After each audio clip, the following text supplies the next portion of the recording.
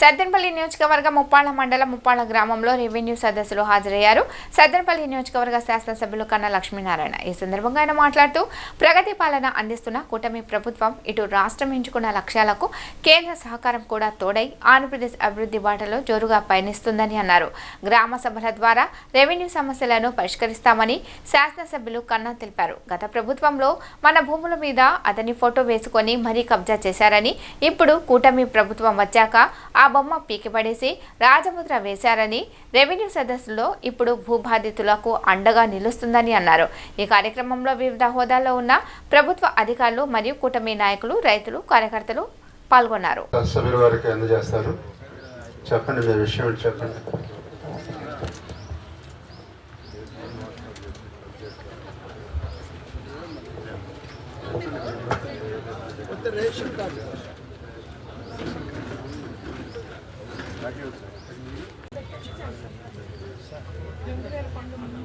చాలా ఇబ్బంది పెడతాయి. ఉప్పాల పొలం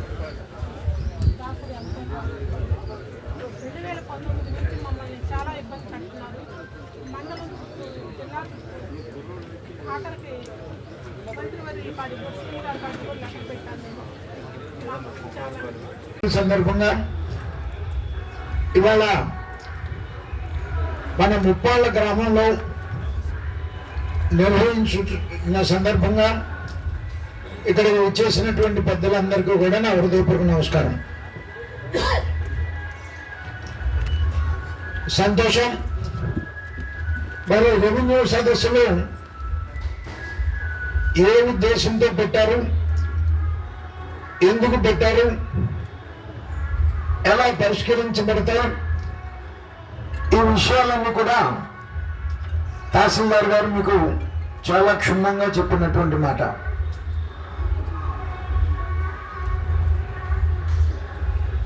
ప్రతి గ్రామంలో కూడా చాలా మందికి మరి ఆన్లైన్ చేసుకోకపోవటము,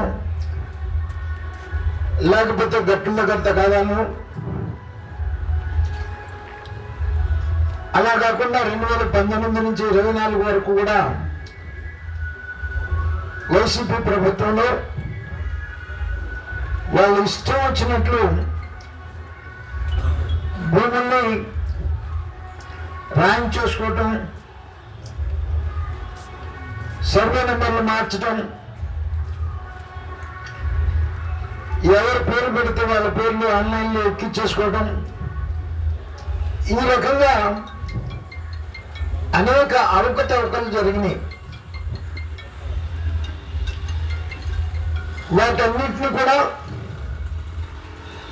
సరిదిద్దాలి అనేటువంటి ఒక ఉద్దేశంతో గౌరవ ముఖ్యమంత్రి వర్యులు, జాతీయ అధ్యక్షులు నారా చంద్రబాబు నాయుడు గారు అధికారులందరినీ కూడా ప్రతి గ్రామం పంపించి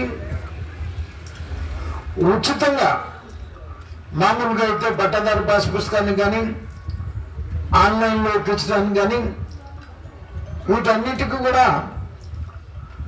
మనం చలానాలు కట్టాల్సిన అవసరం ఉంటుంది. కానీ ఈ రెవెన్యూ సదస్సుల్లో ఇచ్చినటువంటి ఏ ఫిర్యాదుకు కూడా మనం చలానా కట్టేటువంటి పని లేకుండా ఉచితంగానే సర్వీసెస్ అందజేసేలాగా మరి ముఖ్యమంత్రి గారి ఆదేశం. మరి గడిచినటువంటి ప్రభుత్వాల వ్యవస్థలన్నీ కూడా సర్వనాశనం చేసినారు, రాష్ట్రాన్ని సర్వనాశనం చేసినాడు. ఈ రాష్ట్రంలో దొంగలు పడినట్లు రైతుల భూములన్నింటినీ కూడా వైసీపీ నాయకులు ర్యాంక్ చేసుకున్నారు. అటువంటి సందర్భంలో ఆ సమస్యలన్నీ కూడా పరిష్కారం చేయాలి అనేటువంటిది అధికారులకు ముఖ్యమంత్రి గారు ఇచ్చినటువంటి ఆదేశం. మరి ఇది మంచి ప్రభుత్వం, ఎంతో అనుభవం కలిగినటువంటి నాయకుడు మన ముఖ్యమంత్రి గారు. 14 సంవత్సరాలు ముఖ్యమంత్రిగా చేసినటువంటి అనుభవం ఉంది. మరి ఇవాళ విజన్ 2047 డాక్యుమెంట్ని మనం విజయవాడలో రిలీజ్ చేస్తా ఉన్నారు. ఒకప్పుడు విజన్ 2020 డాక్యుమెంట్తో ముందుకొచ్చి ఇవాళ హైదరాబాద్ మహానగరం ప్రపంచంలోనే ఒక గొప్ప మహానగరంగా రూపుదిద్దుకోవడానికి రూపకల్పన చేసినటువంటి నాయకుడు మన నాయకుడు చంద్రబాబు నాయుడు గారు. మరి అటువంటిది ఇవాళ 2047కి మన రాజధాని అమరావతిని కానీ, పోలవరం నిర్మాణం కానీ, అలాగే ప్రతి నీటి చుక్క వ్యవసాయానికి ఉపయోగపడేలాగా మరి అనేక రకాలైనటువంటి